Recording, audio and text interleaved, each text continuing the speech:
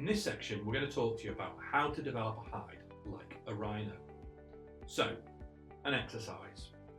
The exercise here is to get you to understand that having a hide like a rhino will really help you when you're contracting.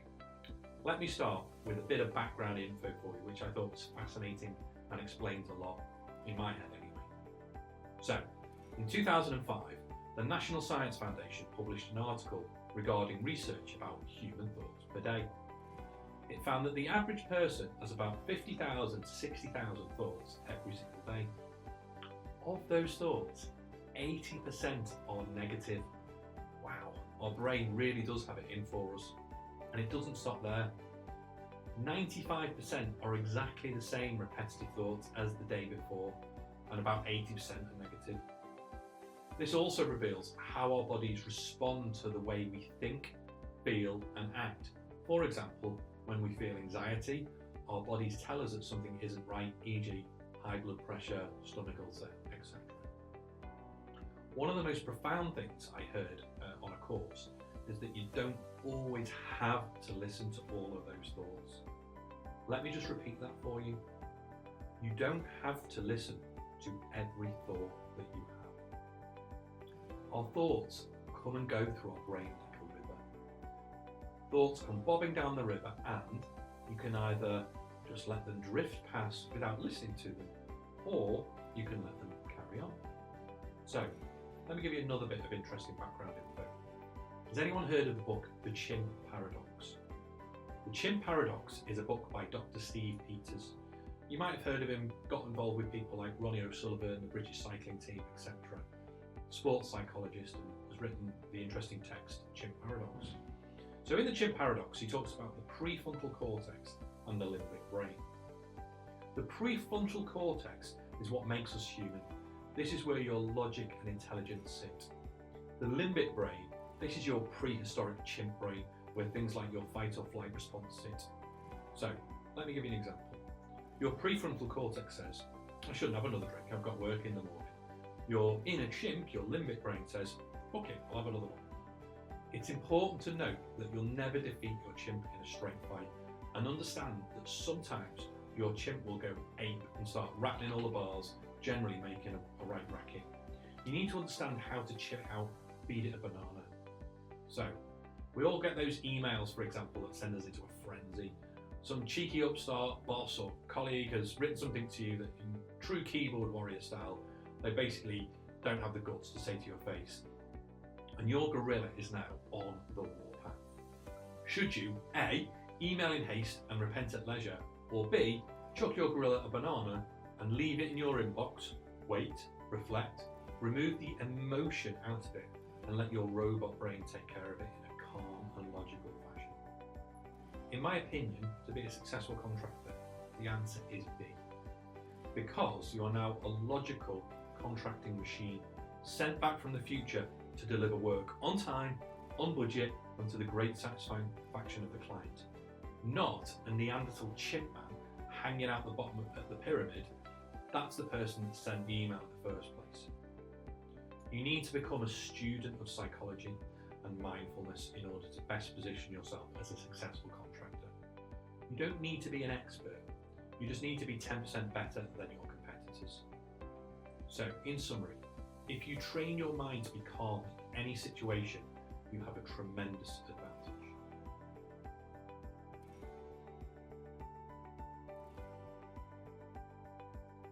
Now, a quick beginner's guide to body language.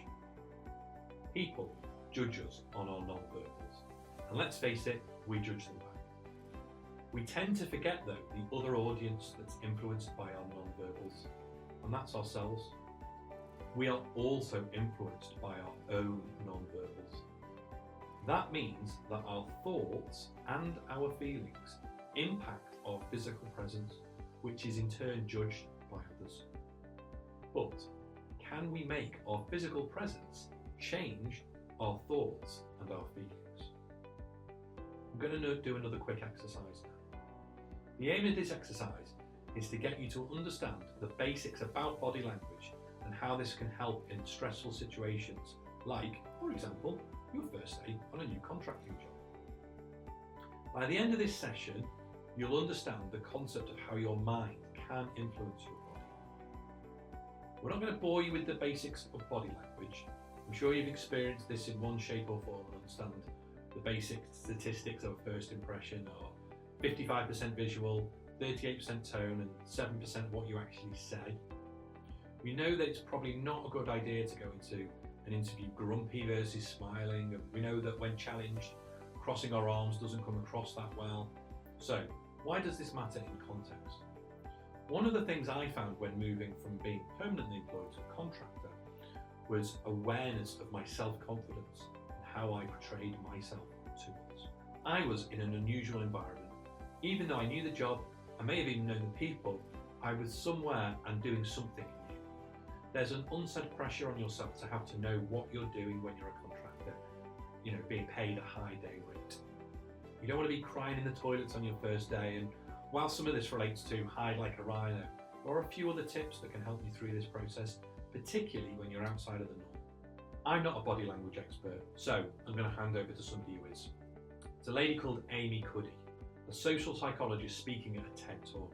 By the way, if you've not heard of TED Talks, they're a fabulous source of content just like this. Over to Amy.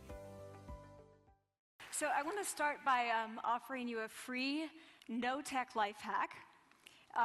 And all it requires of you is this, that you change your posture for 2 minutes. But before I give it away, I want to ask you to right now do a little audit of your body and what you're doing with your body. So how many of you are sort of making yourselves smaller? Maybe you're hunching, crossing your legs, maybe wrapping your ankles. Sometimes we hold on to our arms like this.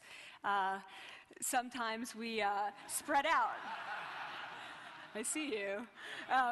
So I want you to pay attention to what you're doing right now. We're going to come back to that in a few minutes, and I'm hoping that if you sort of learn to tweak this a little bit, it could significantly change the way your life unfolds. So we're really fascinated with body language, and we're particularly interested in other people's body language. We're interested in, an awkward interaction or a smile or a contemptuous glance or maybe a very awkward wink or maybe even something like a handshake. Here they are arriving at number 10 and look at this lucky policeman gets to shake hands with the President of the United States. Oh, and here comes the Prime Minister of it. No.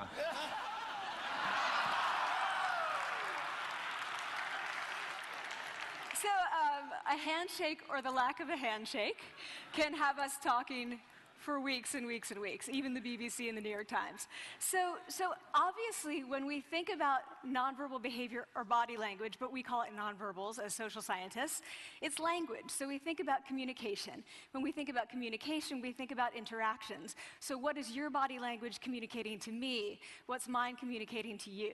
And there's a lot of reason to believe that this is a valid way to look at this. So social scientists have spent a lot of time looking at the effects of our body language or other people's body language on judgments.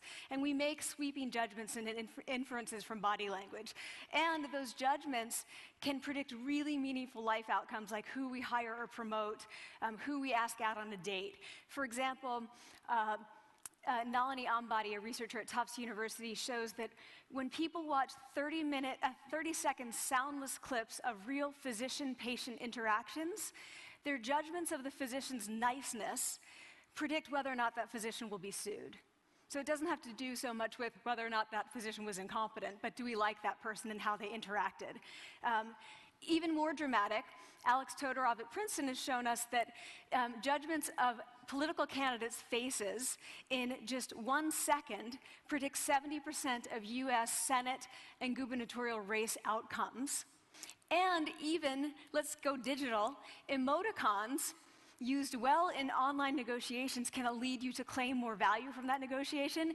If you use them poorly, bad idea, right? So when we think of nonverbals, we think of how we judge others, how they judge us, and what the outcomes are. We tend to forget, though, the other audience that's influenced by our nonverbals, and that's ourselves. We are also influenced by our nonverbals, our thoughts and our feelings and our physiology. So what nonverbals am I talking about? I'm a social psychologist, I study prejudice, and I teach at a competitive business school. So it was inevitable that I would become interested in power dynamics. I became especially interested in nonverbal expressions of power and dominance. And what are nonverbal expressions of power and dominance? Well, this is what they are. So in the animal kingdom, they are about expanding. So you make yourself big, you stretch out, you take up space, you're basically opening up. It's about opening up. And this is true across the animal kingdom. It's not just limited to primates, and humans do the same thing. So they do this both when they have power sort of chronically, and also when they're feeling powerful in the moment. And this one is especially interesting because it really shows us how universal and old these expressions of power are. This expression, which is known as pride, Jessica Tracy has studied, she shows that people who are born with sight and people who are congenitally blind do this when they win at a physical competition. So when they cross the finish line and they've won, it doesn't matter if they've never seen anyone do it, they do this. So the arms up in the V, the chin is slightly lifted. What do we do when we feel powerless? We do exactly the opposite. We close up, we wrap ourselves up, we make ourselves small. We don't want to bump into the person next to us. So again, both animals and humans do the same thing. And this is what happens when you put together high and low power. So what we tend to do when it comes to power is that we complement the other's nonverbals. So if someone's being really powerful with us, we tend to make ourselves smaller. We don't mirror them, we do the opposite of them. So I'm watching this behavior in the classroom, and what do I notice? I notice that MBA students really exhibit the full range of power nonverbals. So you have people who are like caricatures of alphas, like really coming into the room. They get right into the middle of the room before class even starts, like they really want to occupy space. When they sit down, they're sort of spread out. They raise their hands like this. You have other people who are virtually collapsing when they come in. As soon as they come in, you see it. You see it on their faces and their bodies, and they sit in their chair and they make themselves tiny, and they go like this when they raise their hand. I noticed a couple things about this. One, you're not going to be surprised. It seems to be related to gender. So women are much more likely to do this kind of thing than men. Women feel chronically less powerful than men, so this is not surprising. But the other thing I noticed is that it also seemed to be related to the extent to which the students were participating and how well they were participating. And this is really important in the MBA classroom because participation counts for half the grade. So business schools have been struggling with this gender grade gap. You get these equally qualified women and men coming in, and then you get these differences in grades, and it seems to be partly attributable to participation. So I started to wonder, okay, so you have these people coming in like this, and they're participating. Is it possible that we could get people to fake it, and would it lead them to participate more? So my main collaborator, Dana Carney, who's at Berkeley, and I really wanted to know, can you fake it till you make it? Like, can you do this just for a little while and actually experience a behavioral outcome that makes you seem more powerful? So we know that our nonverbals govern how other people think and feel about us. There's a lot of evidence, but our question really was, do our nonverbals govern how we think and feel about ourselves? There's some evidence that they do. So, for example, when we smile when we feel happy, but also when we're forced to smile by holding a pen in our teeth like this, it makes us feel happy. So it goes both ways. When it comes to power, it also goes both ways. So when you feel powerful, you're more likely to do this, but it's also possible that when you pretend to be powerful, you are more likely to actually feel powerful. So the second question really was, so we know that our minds change our bodies, but is it also true that our bodies change our minds? And when I say minds, in the case of the powerful, what am I talking about? So I'm talking about thoughts and feelings and the sort of physiological things that make up our thoughts and feelings, and in my case, that's hormones. I look at hormones. So what do the minds of the powerful versus the powerless look like? So powerful people tend to be, not surprisingly, more assertive and more confident, more optimistic. They actually feel that they're going to win even at games of chance. They also tend to be able to think more abstractly. So there are a lot of differences. They take more risks. There are a lot of differences between powerful and powerless people. Physiologically, there also are differences on two key hormones, testosterone, which is the dominance hormone, and cortisol, which is the stress hormone. So what we find is that high-power alpha males in primate hierarchies have high testosterone and low cortisol, and powerful and effective leaders also have high testosterone and low cortisol. So what does that mean? When you think about power, people tended to think only about testosterone because that was about dominance. But really, power is also about how you react to stress.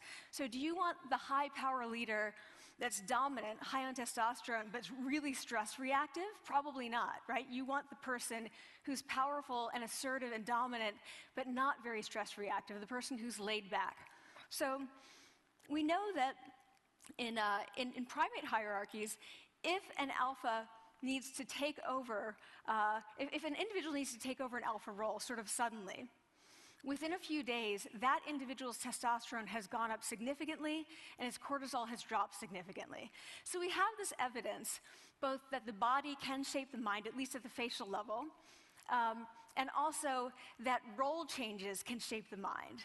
So what happens, okay, you take a role change, what happens if you do that at a really minimal level, like this tiny manipulation, this tiny intervention? For 2 minutes you say, I want you to stand like this, and it's going to make you feel more powerful. So this is what we did. We decided to bring people into the lab and run a little experiment. And these people adopted for 2 minutes either high power poses or low power poses. And I'm just going to show you 5 of the poses, although they took on only 2. So here's one, couple more. This one has been dubbed the Wonder Woman by the media. Here are a couple more. So you can be standing or you can be sitting. And here are the low power poses. So you're folding up, you're making yourself small. This one is very low power. When you're touching your neck, you're really kind of protecting yourself. So this is what happens. They come in, they spit into a vial. We, for 2 minutes, say, you need to do this or this. They don't look at pictures of the poses. We don't want to prime them with the concept of power. We want them to be feeling power, right? So 2 minutes they do this. We then ask them, how powerful do you feel on a series of items? And then we give them an opportunity to gamble. And then we take another saliva sample. That's it. That's the whole experiment. So this is what we find. Risk tolerance, which is the gambling. What we find is that when you're in the high power pose condition, 86% of you will gamble. When you're in the low power pose condition, only 60%. And that's a pretty whopping significant difference. Here's what we find on testosterone. From their baseline when they come in, high power people experience about a 20% increase, and low power people experience about a 10% decrease. So again, 2 minutes and you get these changes. Here's what you get on cortisol. High power people experience about a 25% decrease, and the low power people experience about a 15% increase.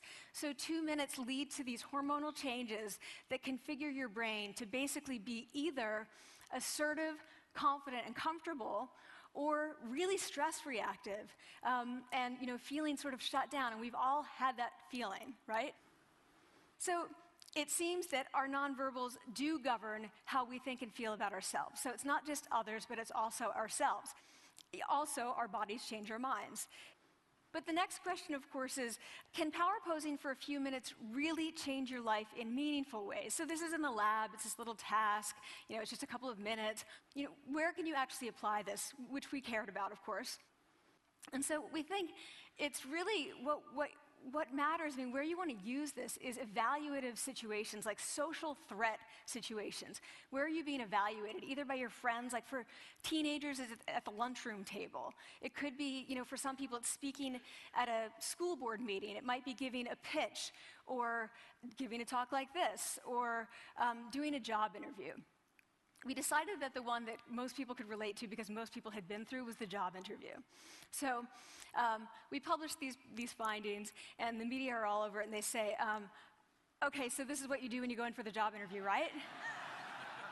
So we were, of course, horrified and said, oh my God, no, that's not what we meant at all, for numerous reasons. No, don't do that. Again, this is not about you talking to other people, it's you talking to yourself. What do you do before you go into a job interview? You do this. right? You're sitting down, you're looking at your iPhone or your Android, not trying to leave anyone out. You're looking at your notes, you're hunching up, making yourself small, when really what you should be doing maybe is this, like in the bathroom, right? Do that, find 2 minutes. So that's what we want to test, okay? So we bring people into a lab, and they do either high or low power poses again. They go through a very stressful job interview. It's 5 minutes long. They are being recorded, they're being judged also, and the judges are trained to give no nonverbal feedback. So they look like this. Like, imagine this is the person interviewing you. So for 5 minutes, nothing. And this is worse than being heckled. People hate this. It's what Marianne LaFrance calls standing in social quicksand. So this really spikes your cortisol. So this is the job interview we put them through because we really wanted to see what happened. We then have these coders look at these tapes, 4 of them. They're blind to the hypothesis, they're blind to the conditions. They have no idea who's been posing in what pose. And they end up looking at these sets of tapes and they say, oh, we want to hire these people, all the high power posers. We don't want to hire these people. We also evaluate these people much more positively overall. But what's driving it? It's not about the content of the speech. It's about the presence that they're bringing to the speech. We also, because we rate them on all these variables related to sort of competence, like how well structured is the speech? How good is it? What are their qualifications? No effect on those things. This is what's affected, these kinds of things. People are bringing their true selves, basically. They're bringing themselves. They bring their ideas, but as themselves, with no residue over them. So this is what's driving the effect or mediating the effect. So when I tell people about this, that our bodies change our minds and our minds can change our behavior and our behavior can change our outcomes, they say to me, it feels fake, right? So I said fake it till you make it. Like, it's not me. Like, I don't want to get there and then still feel like a fraud. I don't want to feel like an imposter. I don't want to get there only to feel like I'm not supposed to be here. And that really resonated with me because I want to tell you a little story about being an imposter and feeling like I'm not supposed to be here. When I was 19, I was in a really bad car accident. I was thrown out of a car, rolled several times. I was thrown from the car, and I woke up in a head injury rehab ward, and I had been withdrawn from college, and I learned that my IQ had dropped by 2 standard deviations, which was very traumatic. I knew my IQ because I had identified with being smart, and I had been called gifted as a child. So I'm taken out of college. I keep trying to go back. They say, you're not going to finish college. Like, just, there are other things for you to do, but that's not going to work out for you. So I really struggled with this. And I have to say, having your identity taken from you, your core identity, and for me it was being smart, having that taken from you, there's nothing that leaves you feeling more powerless than that. So I felt entirely powerless. I worked and worked and worked, and I got lucky and worked and got lucky and worked. Eventually, I graduated from college. It took me 4 years longer than my peers. And I convinced someone, my angel advisor, Susan Fisk, to take me on. And so I ended up at Princeton, and I was like, I am not supposed to be here. I am an imposter. And the night before my first year talk, and the first year talk at Princeton is a 20-minute talk to 20 people. That's it. I was so afraid of being found out the next day that I called her and said, I'm quitting. She was like, you are not quitting because I took a gamble on you and you're staying. You're going to stay, and this is what you're going to do. You're going to fake it. You're going to do every talk that you ever get asked to do. You're just going to do it and do it and do it, even if you're terrified and just paralyzed and having an out-of-body experience until you have this moment where you say, oh my gosh, I'm doing it. Like, I have become this. I am actually doing this. So that's what I did. 5 years in grad school. A few years, I'm at Northwestern. I moved to Harvard. I'm at Harvard. I'm not really thinking about it anymore, but for a long time I had been thinking, not supposed to be here, not supposed to be here. So at the end of my first year at Harvard, a student who had not talked in class the entire semester, who I had said, look, you got to participate or else you're going to fail, came into my office. I really didn't know her at all. And she came in totally defeated, and she said, I'm not supposed to be here.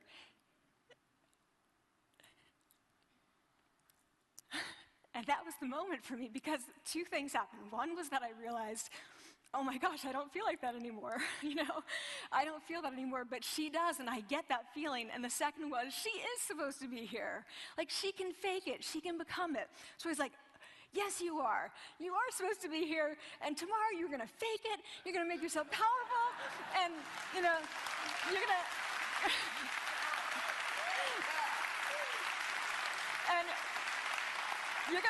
you're gonna go into the classroom, and you are gonna give the best comment ever. And she gave the best comment ever. And people turned around, they were like, oh my God, I didn't even notice her sitting there, She comes back to me months later, and I realized that she had not just faked it till she made it, she had actually faked it till she became it. So she had changed. And so I want to say to you, don't fake it till you make it. Fake it till you become it. It's not do it enough until you actually become it and internalize. The last thing I want to leave you with is this. Tiny tweaks can lead to big changes. So this is 2 minutes. 2 minutes, 2 minutes, 2 minutes. Before you go into the next stressful evaluative situation, for 2 minutes, try doing this in the elevator, in a bathroom stall, at your desk behind closed doors. That's what you want to do. Configure your brain to cope the best in that situation. Get your testosterone up, get your cortisol down. Don't leave that situation feeling like, oh, I didn't show them who I am. Leave that situation feeling like, oh, I really feel like I got to say who I am and show who I am. So I want to ask you first, both to try power posing, and also I want to ask you to share this science, because this is simple. I don't have ego involved in this. Give it away, share it with people, because the people who can use it the most are the ones with no resources and no technology and no status and no power. Give it to them, because they can do it in private. They need their bodies, privacy, and 2 minutes, and it can significantly change the outcomes of their life. Thank you.